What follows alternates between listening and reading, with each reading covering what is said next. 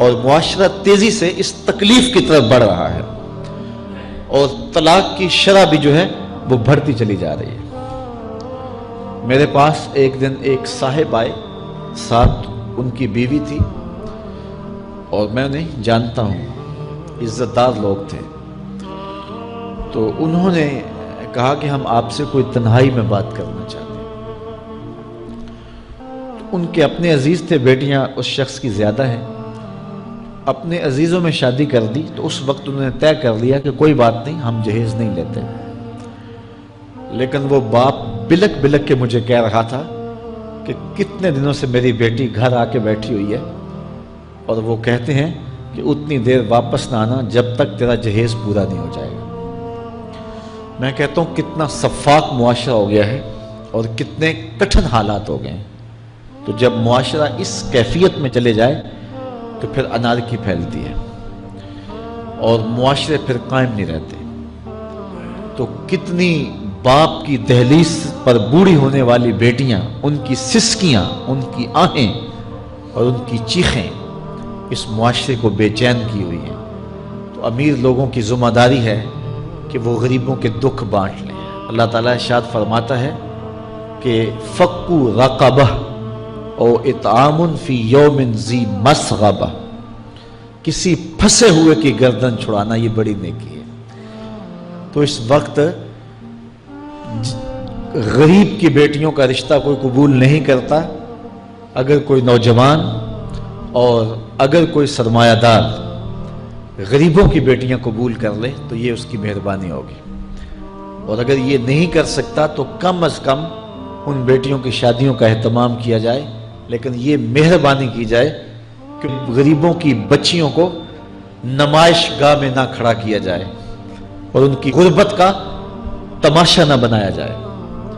رات کی تنہائی میں ان کے ماں باپ کی خدمت کی جائے تاکہ وہ اپنی بیٹیوں کو عزت سے اٹھا سکیں۔ میرے حضور نے ارشاد فرمایا وَرَجُلٌ تَصَدَّقَ بِصَدَقَةٍ فَأَخْفَاهَا حَتَّى لَا تَعْلَمَ شِمَالُهُ مَا تُنْفِقُ يَمِينُهُ، جس شخص نے تنہائی میں خیرات کی کہ دائیں ہاتھ نے جو خرچ کیا بائیں کو پتہ بھی نہ چلا، قیامت کے دن جب کوئی سایہ نہیں ہوگا اللہ اس شخص کو اپنے عرش کا ٹھنڈا سایہ عطا فرمائے۔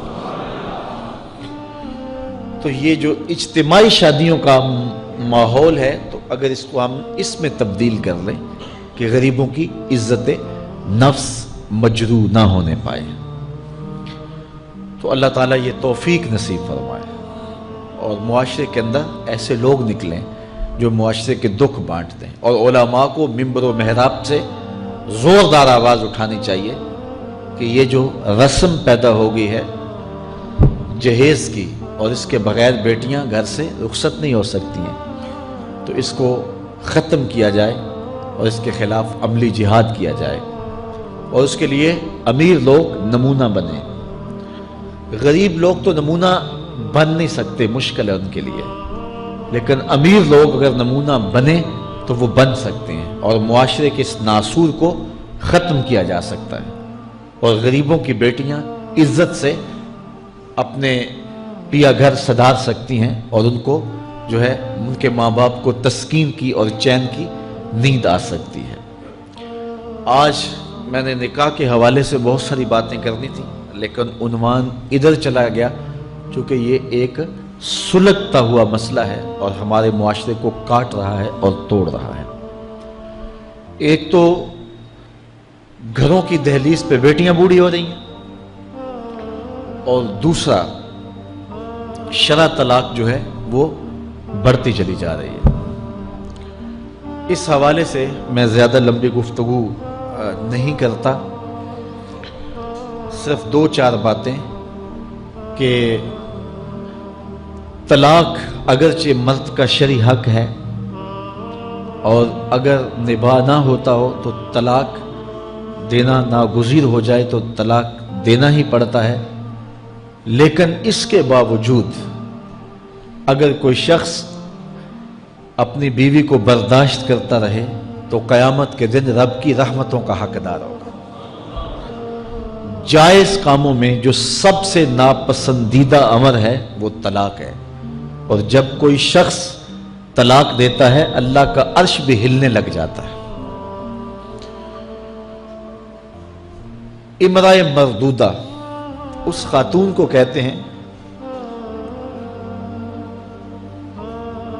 جس کے شوہر نے اس کو طلاق دے دی اور وہ اس قابل نہیں ہے کہ اس کا دوبارہ نکاح ہو سکے۔ پہلے ہی بڑی مشکل نکاح ہوا تھا، بدصورت تھی، جہیز نہیں لا سکی تھی، تو پہلے بڑی مشکل نکاح ہوا تھا، اب طلاق ہو گئی تو اب تو اور زیادہ ہی مکان مشکل ہو گیا۔ تو وہ اپنے باپ کی دہلیز پہ بیٹھ گئی، آگے نکاح کا ارادہ بھی نہیں ہے چونکہ امکان باقی نہیں ہے۔ تو اس عورت کو شریعت میں کہتے امرأہ مردودہ، لٹائی گئی خاتون۔ حدیث میں آتا ہے کہ کل اس خاتون کے باپ کو اس کے گناہوں کی وجہ سے جہنم کا حکم ہوگا، تو یہ جہنم اور اپنے باپ کے درمیان آڑ بن کے کھڑی ہو جائے گی اور رب سے بحث کرے گی کہ میرے مالک تو نہ مجھے عقل دی نہ تو نے مجھے شکل دی، سسرال نے قبول نہ کیا اور خامن نے دھتکار دیا۔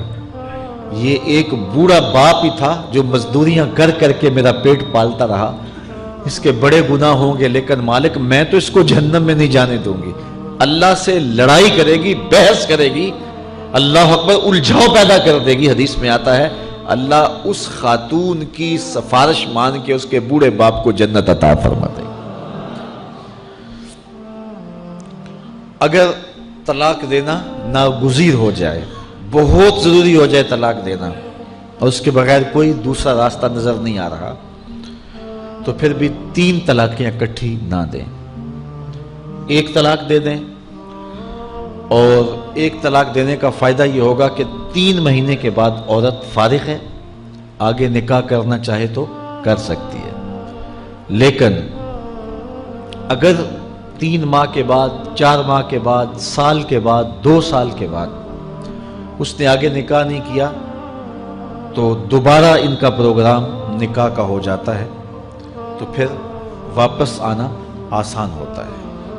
تو لوگ یک مشت 3 طلاقیں دے دیتے ہیں اور پھر مسئلہ پوچھتے ہیں، تو چونکہ ہمارے یہاں کثرت احناف کی ہے اور واضح احکام جو شریعت کے ہیں وہ 3 اکٹھی طلاقیں اگرچہ ناپسند ہیں لیکن 3 طلاقیں اکٹھی 3 ہی ہو جاتی ہیں، تو پھر اس کے بعد اپنا مسلک بدلنے کی کوشش کرتے ہیں، یا جو ہے وہ ایسے لوگوں سے فتویٰ دیتے ہیں جن کا یہ فتویٰ نہیں ہے اور ایک عجیب الجھن میں مبتلا ہو جاتے ہیں۔